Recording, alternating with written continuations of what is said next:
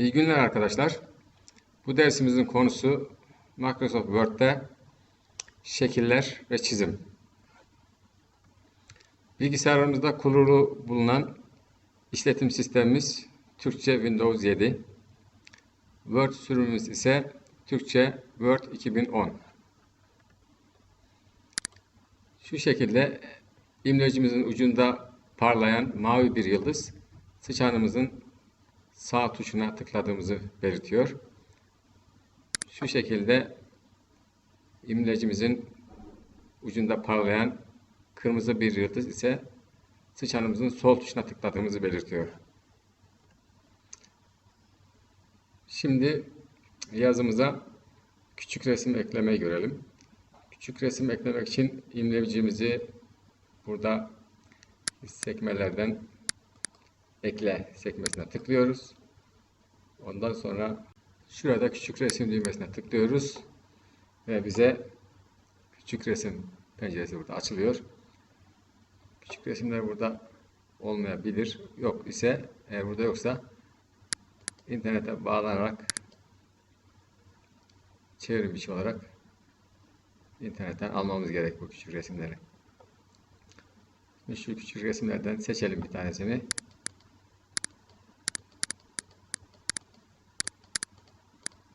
Evet, şu resmi seçiyorum. Seçtim, tıkladım ve gördüğünüz gibi burada bize küçük resim ekranımıza eklendi. Resmimiz eklenmiş durumda.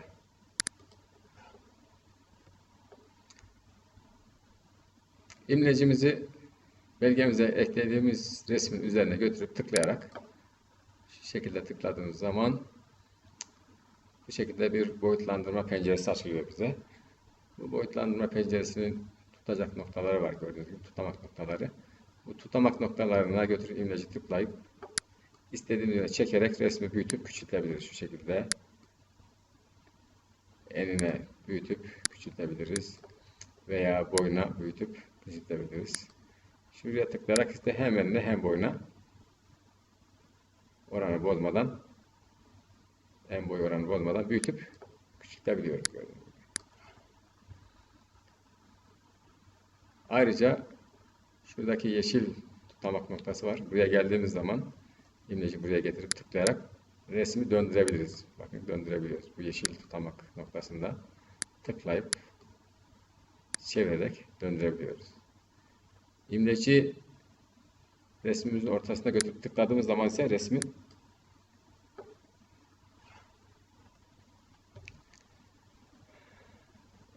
ekranımızın biraz yukarısını görelim. Şu şekilde. Evet. Gördük. Belgemize eklediğimiz resmin üstüne gelip tıkladığımız zaman burada şu şekilde gördüğünüz gibi resim araçları adında bir araç çubuğu düğmesi oluşuyor. Buna tıkladığımız zaman resim biçimlendirme araç çubuğumuz çıkıyor. Şu gördüğünüz resim biçimlendirme araç çubuğumuz.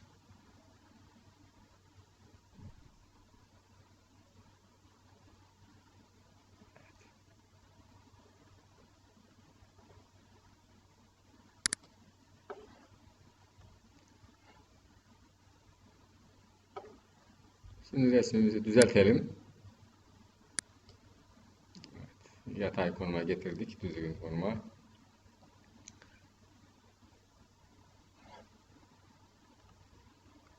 Burada resim araç çubuğunu kullanarak resmimize uygulayabileceğimiz bazı işlemler var.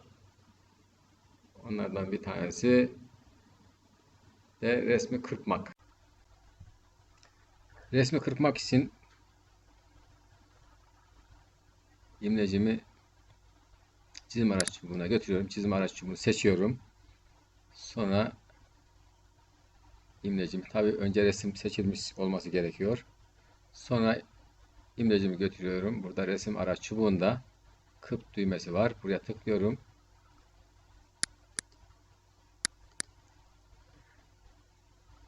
Tıkladıktan sonra bu resimde şu çerçeve ve çizgiler oluşuyor. Bunları kullanarak resmi istediğim şekilde resmin kırpıp almak istediğim bölümünü belirliyorum. Belirledim. Belirledikten sonra imlecimi götürüyorum. Kırp düğmesinin üstüne tıklıyorum. Tıkladığım zaman resmim kırpılmış oluyor. Böylece istediğim bir bölümü resimden kırpıp almış oluyorum. Şimdi yaptığımız işlemi geri alalım. Geri aldık.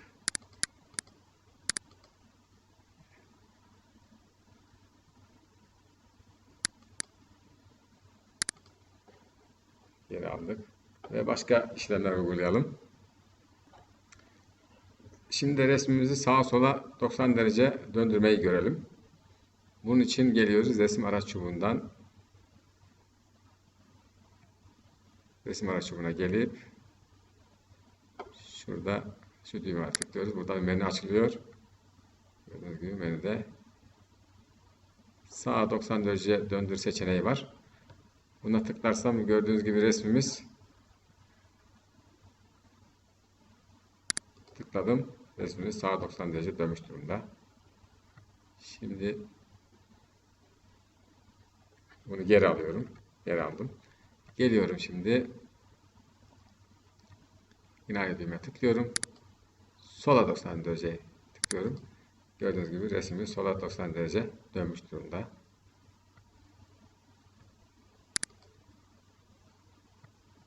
...180 derece sola döndürmek istersem bir daha sola 90 derece döndür diyorum. Bu sefer resmimiz sola doğru 180 derece dönmüş oluyor. Tabi sola doğru 180 derece döndürmekle sağa doğru 180 derece döndürmek aynı şey. Şimdi yaptığımız işlemi geri alayım. Aldık. Şimdi de resmimizi yatay olarak ve düşey olarak ters çevirme işlemini görelim. Bunun için gene geliyoruz resim araç çubuğumuzdan. Şu düğmeye tıklıyoruz ve seçeneklerimiz çıkıyor. Şimdi düşey ters çevirmeye gelelim. Düşey ters çevirmeye tıkladığım zaman gördüğünüz gibi resmimiz bu şekilde ters dönüyor ama resmin sağ solu değişmiyor. Resmin sağ solu değişmiyor. Geri alıyorum. Geri aldım. Bakın burada adamın sopa tutan elleri sağ tarafta. Eğer şunu kullanarak çevirsem ben, adamın sopa tutan elleri sola geçiyor. Sola geçiyor. Geri aldım. Ama düşey ters çevirmeyi kullandım. Gördüğünüz gibi burada adamın sopa tutan elleri sağdaydı. Tekrar sağda kalıyor. Yani baş üstü ediyoruz resmi ama sağ taraf sağda kalıyor, sol taraf solda kalıyor. O şekilde ters çeviriyoruz. Şimdi her iki şekilde ters çevirme yeniden bir daha görelim. Geri alıyorum yaptığım şeyi. Geri aldım. Araç çubuğumuza gidiyoruz. Resim araç çubuğumuza. Burada tıkladık. İki türde bu resmi iki şekilde baş aşağı edebiliriz. Birincisi tıklıyoruz burada. 90 derece sağa döndürerek baş aşağı edelim. İki kere 90 derece döndürdüğümüz zaman baş aşağı olur resim. Gördüğünüz gibi adamın kol elleri sağ tarafta. Tıklıyorum. Sağa döndür. Bir daha tıklıyorum. Bir daha sağa döndür. Evet. Adam baş aşağı oldu. Ama elleri nereye geçti? Elleri sola geçti. Niye? Çünkü şu şekilde döndürdük bunu. Onun için sağa geçti. Geri alıyorum. Yaptığım işi geri aldım. Şimdi ise bunu dikey ters çevirle döndürüyorum. Bakın. Gördüğünüz gibi adam elleri sağda ama dikey ters çevirince gene sağda kalıyor. Şu şekilde sağda kalıyor. Demin ise ne olmuştu? Şu şekilde döndürünce adam elleri sağdaydı, sol tarafa geçmişti. Döndürme ile dikey ters çevirme arasında, düşey ters çevirme arasındaki fark bu. Geri alalım yaptığımızı. Aldık. Bir de buna ek olarak ayrıca yapabileceğimiz işlemlerden birisi Yatay ters çevirme. Yatay ters çevirmeye tıklayalım bakın.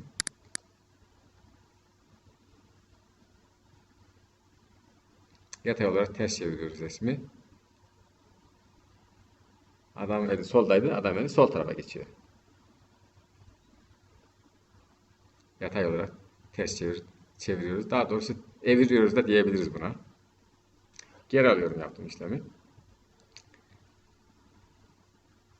Adam elini ben döndürerek sol tarafa geçirmek istersem o zaman baş aşağı gelir. Bakın şuradan döndürelim. Döndürdüm. Bir daha döndürdüm. Evet, adam sağdan sola geçti ama başı üstteydi, alta geldi. Gördüğünüz gibi adam elini sağdan sola geçiriyoruz. Bu şekilde şunu seçtiğimiz zaman geçiyor ama başı aşağıya geliyor. Geri alayım yaptığım işlemi. Ama şununla elini sağdan sola geçirirsek yatay ters çevir. Adam elleri sağdan sola geçiyor ama başı aşağıya gelmiyor.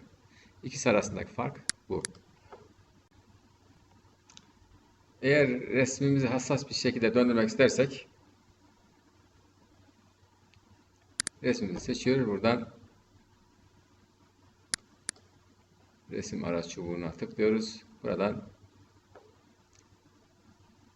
resim efektleri var. Buradan 3 boyutlu döndürme. 3 boyutlu döndürmeden 3 boyutlu döndürme seçenekleri seçiyoruz. Tıkladıktan sonra burada X, Y, Z eksenlerinde resmimizi hassas bir şekilde derecesini buradan girerek yazarak döndürebiliyoruz. X 40 derece döndürmüş oldum resmimizi X ekseninde. Okey. Kapat diyorum. Kapattım. İşte 40 derece dönmüş durumda resmimiz ama tek belli olmadı. Geri alalım. Geri aldık. Şimdi döndürelim biraz daha. Biraz fazla döndürelim. Resim efektleri. 3 boyutlu döndürme. Burada. Z ekseninde 80 derece döndürelim bakalım. Kapat diyelim. İşte bakın 80 derece dönünce resmimiz bu hale geldi. X eksende 80 derece döndürdük. Geri alalım resmimizi.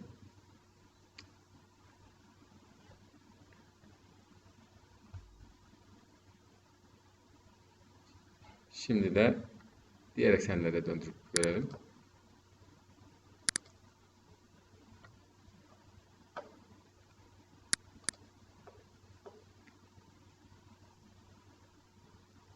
Y ekseninde döndürelim.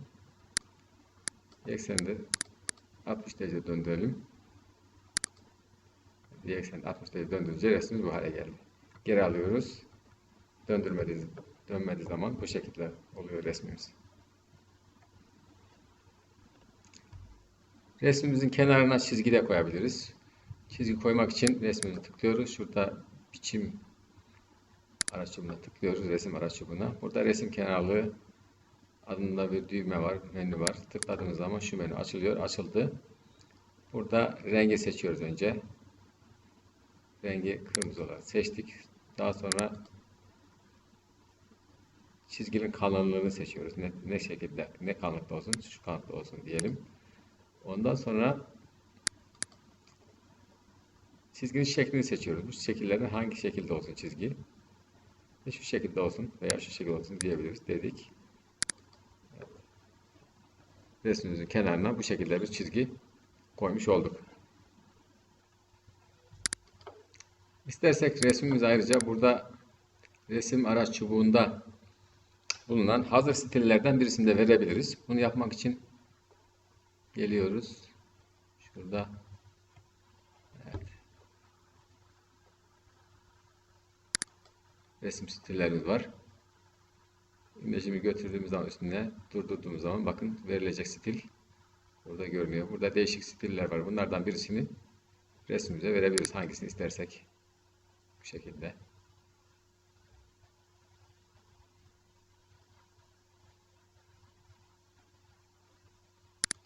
Aşağıda da başka stiller de var.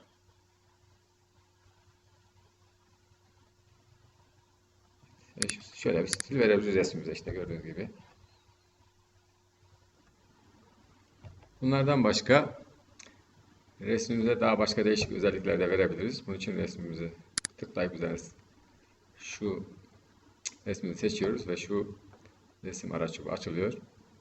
Resim araç çubuğundan resim efektleri düğmesine tıklıyoruz. Bu menümüz açılıyor. Bu menüde hazır ön ayarlar var. Bu hazır ön ayarlardan birisini seçebiliriz. Bu ayarlar resme verilir. Ayrıca gölge özelliklerini seçebiliriz. Gölge nasıl olacak resmimizde? Üstte mi, altta mı, sağda mı, solda mı? İçinde gölge oluyor burada gördüğünüz gibi. Yansıma özelliklerini buradan seçebiliriz. Resmin yansıması olacak mı, olmayacak mı?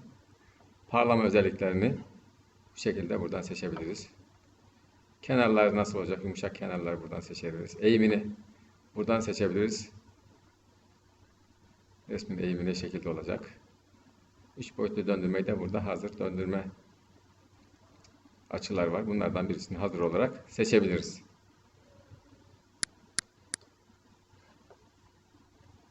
Resmimizin özelliklerini ayrıca imlecimizi resmin üzerine getirerek, resim seçilmemiş durumdayken imlecimizi resmin üzerine getirerek sağ tıklayarak bu şekilde buradan resmimizin değişik özelliklerini seçebiliriz, ayarlayabiliriz.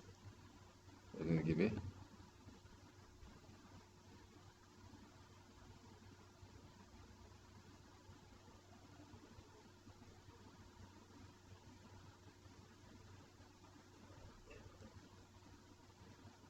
Buraya tıklarsak burada resim biçimlendirme kutumuz açılıyor. Burada resmin çizgi rengini, çizgi stilini, gölgesini, yansımasını tekrar gördüğünüz gibi ayarlayabiliyoruz. Döndürmesini, kırpma,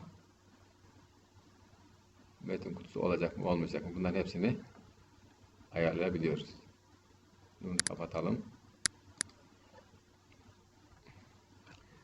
Şimdi de eğer belgemizde yazı varsa yazı ile şeklimiz, resmimiz birbirine nasıl uyum sağlayacak? Şeklimiz yazının içine nasıl yerleşecek? Üstünde mi kalacak, altında mı kalacak? Yoksa yazının arasına mı girecek? Onu nasıl ayarlayacağız? Bunu görelim. Bunun için belgemize bir yazı ekleyelim.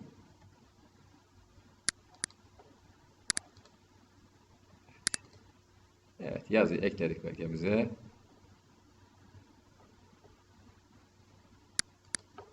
Resmimiz şu anda görüldüğü gibi resmi tıkladım. Tıkladıktan sonra imlecin sol düğmeye tıklayarak çekiyorum. Resim yazının üzerinde kalıyor ve istediğim yere sürükleyebiliyorum. Gördüğünüz gibi istediğim yere sürükleyebiliyorum.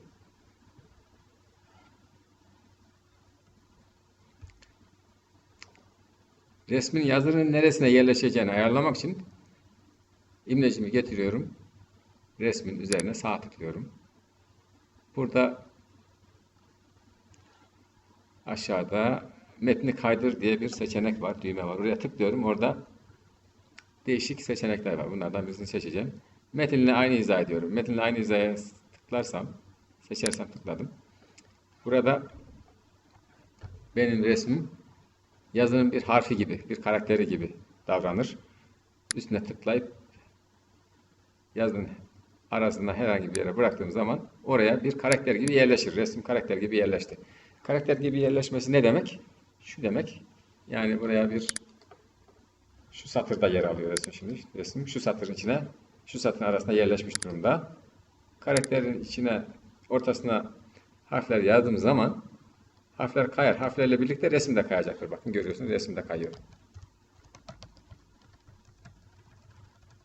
Yazdıkça resim de kayıyor. Bu ne demek?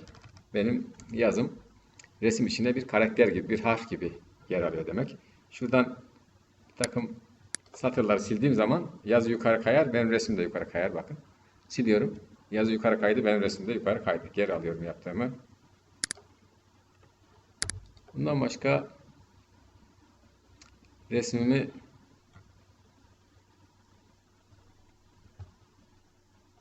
kare şeklinde yerleştirmek istersem bu şekilde resmin olduğu yer kare şeklinde boşaltılıyor ve buraya resim yerleşiyor gördüğünüz gibi.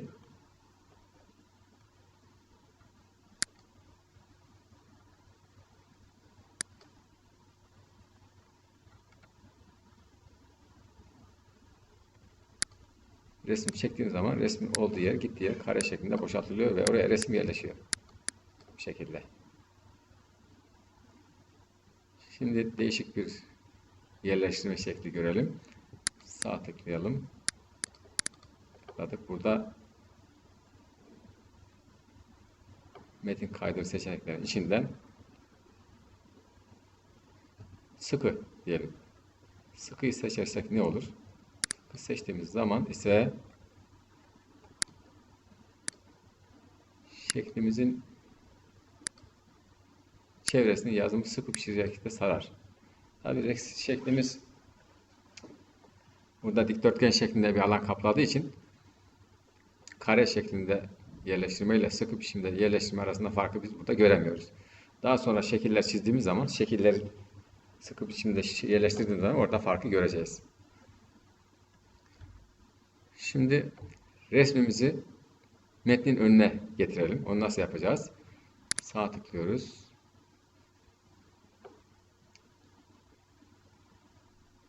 Metin kaydır var. Metin kaydır seçiyoruz.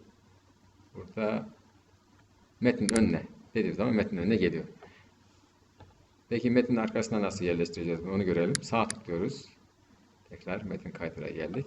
Metnin arkasına seçiyoruz. Gördüğünüz gibi resmimiz metnin arkasında kaldı. Yazılar metnin üstünde bulunuyor.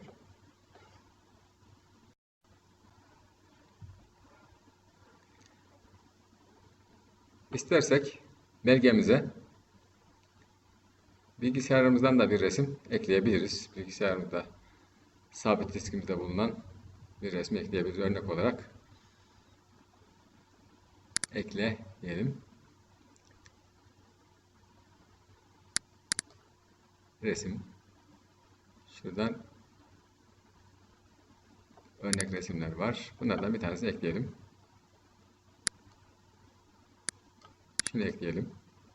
İşte resmimize böyle bir belgemize böyle bir resim eklemiş olduk. Bunu küçültebiliriz.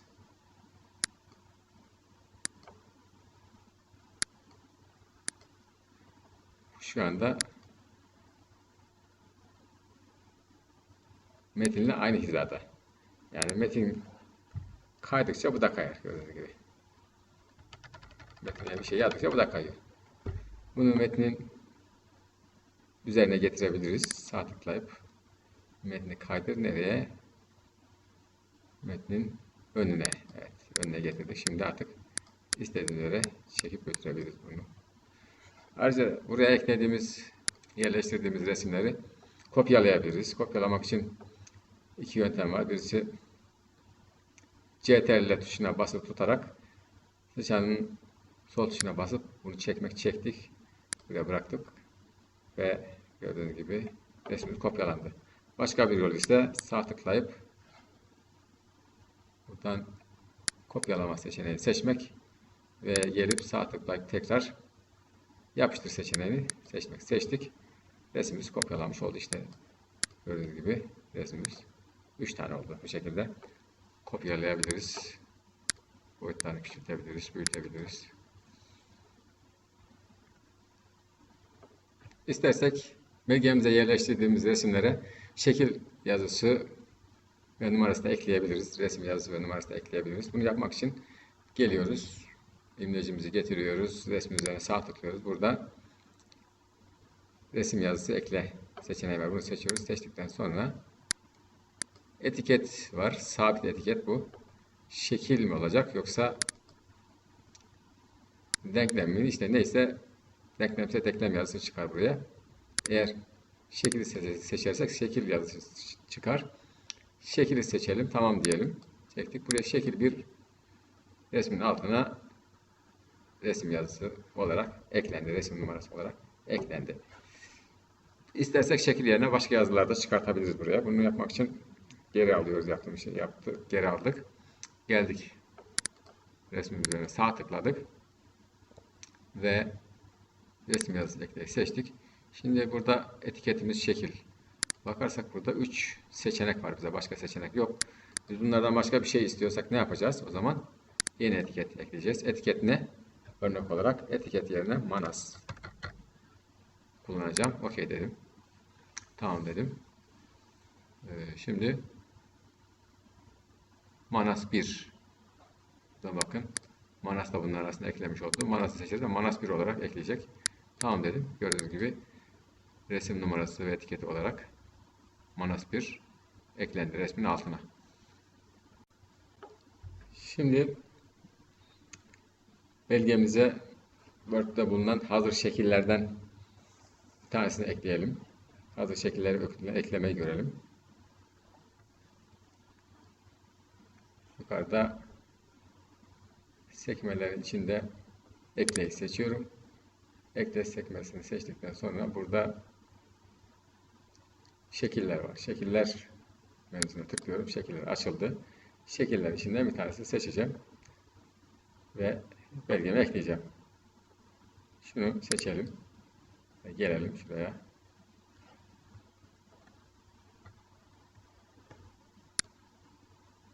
Bu şekilde imlecimi tıkladım. Tıkladıktan sonra sıçana sol tıklayarak imleci tıkladım ve çektim. Bıraktım. Şeklim eklenmiş oldu. Şekli seçtiğim zaman gene çizim araç çubuğu burada çıkıyor. Çizim araç çubuğu, bunun değişik ayarlarını yapabilirim. Ayrıca şuradan boyutunu ayarlayabilirim. Boyutunu değiştirebilirim. Enini, boyunu döndürebilirim de şekli. Bu şekilde. Hazır şekilleri döndürebilirim de.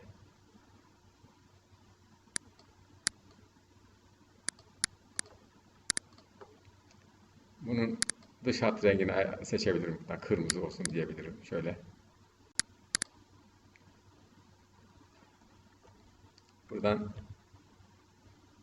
gölgelendirme ayarını, yansıma ayarlarını, parlama ayarlarını, yumuşak kenarlar yumuşaklığı ayarlarını, eğimini ve döndürmeyi, iç boyutlu döndürmesini ayarlayabilirim. Diğer şekiller gibi.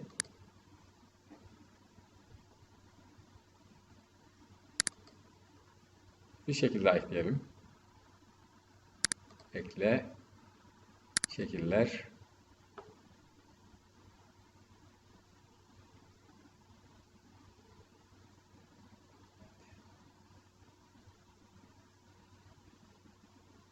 şöyle bir şekil ekleyelim. Ekledik. Bunu seçtim. Dış kenar çizgisini ayarlayalım. Tıkladık biçim. Dış kenar, şekil logosu, içinin rengi. Şekil logosunda içinin rengini ayarlıyoruz. İçinin rengi şu renk olsun. Dışı şekil ana hatta da bu renklerden birini seçebiliriz. Ya da böyle. Şöyle bir şey seçebiliriz. Şekil arada kalınlığını seçebilirim. Dış çizgisini. Şöyle kalın olsun. Buradan da bunun kalınlığını, bu yayın kalınlığını ayarladım. Şimdi bu daha önce şekiller metin içine ne şekilde yerleşecek bunun ayarını yapabildiğimizi söylemiştik. Sıkı ayar yaptığımız zaman ne şekilde metin şekli sarıyor onu görmüştük. Bunu görelim.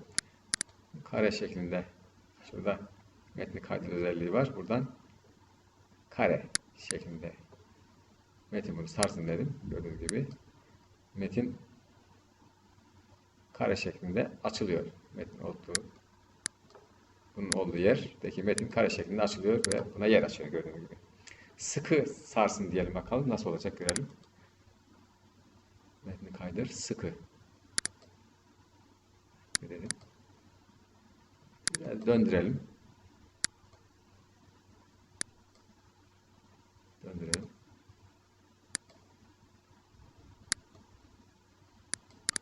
Gördüğünüz gibi metin sıkı bir şekilde sardığı zaman bu köşelerdeki boşlukları metin bu yayın çevresini sıkı bir şekilde sararak dolduruyor. İçindeki boşluğa ise metin girerek şu şekilde gördüğünüz gibi metin girerek dolduruyor bu boşluğu. Bakın. Buraya kadar girebiliyor metin.